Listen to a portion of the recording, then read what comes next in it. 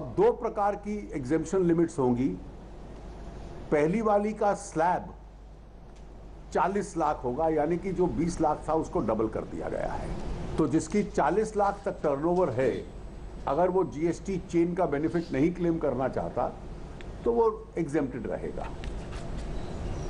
और जो इन छोटे राज्यों के लिए जो 10 लाख की लिमिट थी उसको 20 लाख पे रखा गया है।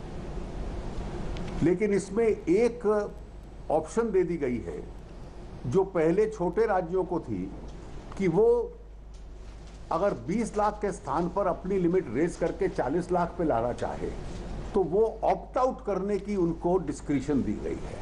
Those who utilize the composition scheme from 1st April onwards, it will be quarterly tax payment, but only one annual return.